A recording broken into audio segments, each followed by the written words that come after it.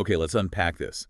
We are taking a deep dive into a really fascinating urban investment strategy today. We are. We've basically been handed the treasure map. It's Montreal's 2026 budget and the bigger 2026-2035 PDI. The Programmation des Immobilisations, yeah. And the headline number is just staggering. Yeah. Over $120 million being poured into 4 very specific riverfront boroughs. Lachine, LaSalle, Verdun, and Le Sud-Ouest. Right.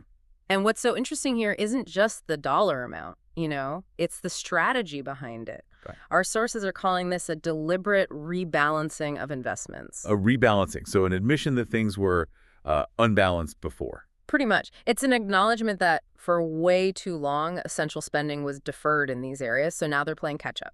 And they're tackling 3 big goals at once, it seems. 3 critical ones. You have immediate climate resilience, then upgrading the heavy underground infrastructure to handle way more density. And finally, creating parks where they're desperately needed. So this is way more than just fixing potholes.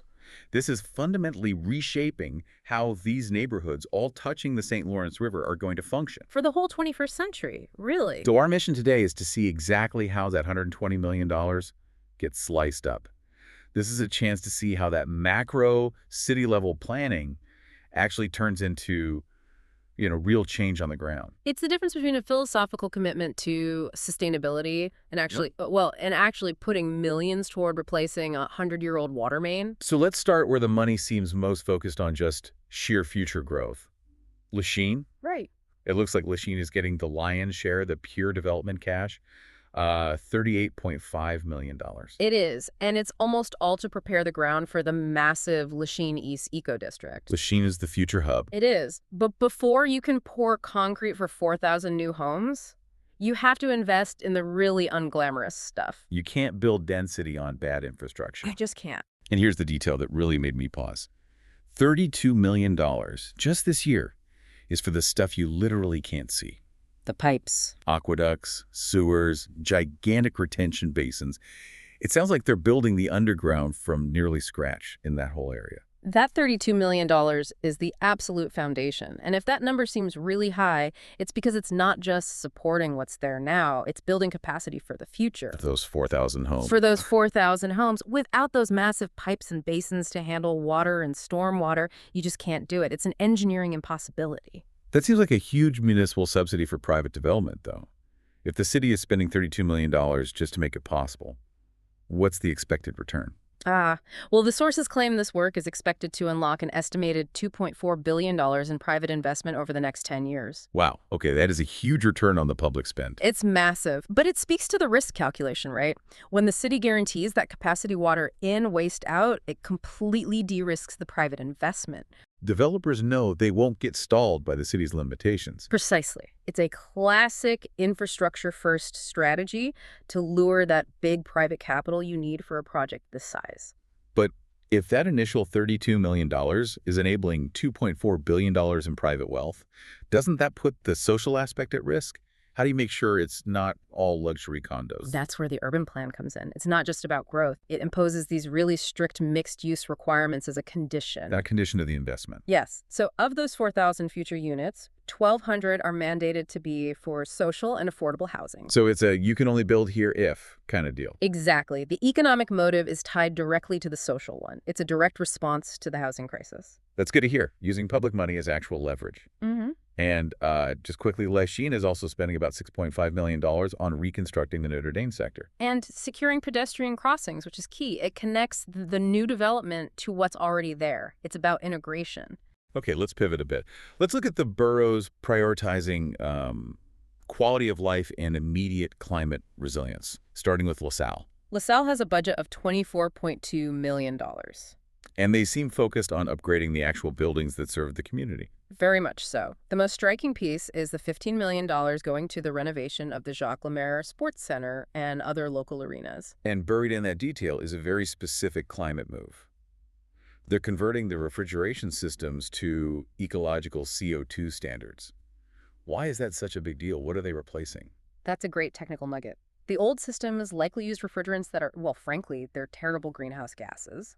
Things like HFCs, CO2 or R744 is a natural refrigerant. Its global warming potential is just It's vastly lower than the synthetics used in these giant ice rinks. So it's about future-proofing the facility. Exactly. It's expensive, but it's essential climate proofing for the next 30 years. That is a phenomenal detail. But what about their green spaces? The sources point out the sheer human pressure on them. It's intense. Parc des Rapides and Parc Angrignon get over 2.1 million visitors a year. Combined, yeah. And that heavy use justifies the 15% budget increase for maintenance. You have to protect the things people love. And that pressure, plus climate change, is causing real physical problems. It is. We see $4 million set aside specifically for stabilizing the riverbanks at Parc des Rapides. Because of erosion from bigger spring floods. That's resilience in action. They are literally shoring up the river's edge. And at the same time, trying to fix the heat island problem, there's a $1.2 million pilot project to create a biodiversity corridor. Linking Parc Angrignon back to the river. It's a proactive move against urban heat, which is critical. Now, moving over to Verdun, they have $29 million, and they seem to be building on a huge success story. They really are. I mean, Wellington Street was voted the coolest street in the world back in 2020. So the public investment here isn't trying to create demand. No, it's about sustaining it. They have a commercial vacancy rate under 3%, which is a record for Montreal. That's crucial tax revenue. So how do you sustain that momentum? The way they're doing it is really innovative. They've set aside $8 million for their green alleyway program and for creating something they call sponge streets. Okay, the sponge concept is fascinating. What does a sponge street actually look like? How is it different from a normal street? Well, a traditional street is designed to shed water as fast as possible into a storm sewer. Right, get it away. A sponge street is engineered to absorb it right where it falls. We're talking permeable pavement, special vegetation, filtration layers underneath. So it holds onto the water during those intense downpours that are becoming more common. Exactly. Instead of overwhelming the sewer system and flooding basements, the street itself manages the water. It's a huge step for flood prevention. So it's like a distributed retention basin built right into the landscape. That's smart. Very smart. And they're coupling that necessary infrastructure with very visible quality of life stuff. $12 million is going to landscaping around the Verdun Auditorium. That includes those urban beach relaxation zones, right? It does. Pipes below, beaches above. And they're keeping citizens involved with that $500,000 participatory budget. Which is key for buy-in. It creates a constant feedback loop. Okay, let's cross the Lachine Canal to Sud-Ouest. They have $31 million, but a really unique set of pressures. Unique is the word for it. It's all about explosive growth. The main challenge is just infrastructure catch-up in Griffintown, while also maintaining services in historic areas like Point St. Charles. And the demographic change tells the story. Griffintown's population has quintupled in just 15 years. Quintupled? That's not growth, that's an explosion. It is. And that kind of density demands green space, like yesterday. Which brings us to a long-awaited payoff. The $18 million for Mary Griffin Park. The sources call it the most anticipated project for residents there. And that park isn't just aesthetic, is it? Not at all. It's a core piece of infrastructure. It integrates those retention basins we talked about to manage all the runoff from the new concrete and steel. Right, the park development is what makes the water management possible. It's a necessary trade-off for density. And they're also trying to fight the displacement that comes with that kind of growth. There's $7 million to rehabilitate community buildings in San Henri. Right, and that's about creating an anchor. How does that money act as a defense against gentrification? Well, gentrification doesn't just push out renters. It pushes out the aid organizations, the social services, because their operational costs go up. Oh. This $7 million ensures their physical buildings stay viable and up to code, keeping those essential services in the neighborhood, even as condo prices climb. It stabilizes the whole ecosystem. That makes perfect sense. And on the mobility front, they were addressing the Lachine Canal, which sees, 5,000 cyclists a day in the summer? A huge number. So the budget funds 2 new safe crossings. A direct response to a daily need. And critically, Sud-Ouest is being very proactive on affordable housing. They have a reserved budget of $4 million to exercise their right of preemption on 2 lots. Let's spend a second on preemption. For anyone listening, what does that right of first refusal actually mean for a city? It's a crucial legal power. It means if a private owner wants to sell one of those lots, they have to offer it to the city first. At a government-assessed price, not whatever they could get on the open market. That's the key. It lets the city control the price of the land before speculation drives it through the roof, making it impossible for affordable housing groups to compete. So this $4 million is basically a defensive war chest. It is. It guarantees the future construction of housing cooperatives by taking that land off the speculative market before it can become luxury condos. So when we step back and look at the whole $120 million picture, Yeah. what does this collective transformation look like seen from the sky?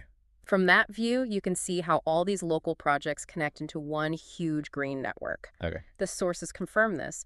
It's a planned, nearly uninterrupted linear park stretching over 15 kilometers along the river. Every project feeds into this giant ecological spine for the city. And the rules for private development are changing too. Mm. White and green roofs are becoming the norm in Lachine and Sud-Ouest. That's a huge move toward passive climate control, baked right into the building permits.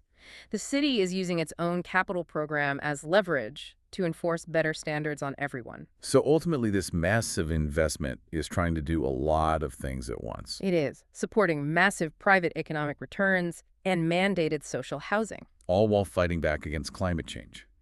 The unseen infrastructure, the sewers, the basins, is what enables everything else. The visible parks, the density, all of it. Which really raises an important question for you, the listener. When you think about the long-term security of a city facing climate shocks and housing shortages, which investment is more critical? Is it the highly visible, politically popular park and urban beach? Or is it the invisible flood-fighting pipe and the guaranteed capacity it provides? Something to mull over as this huge transformation gets underway.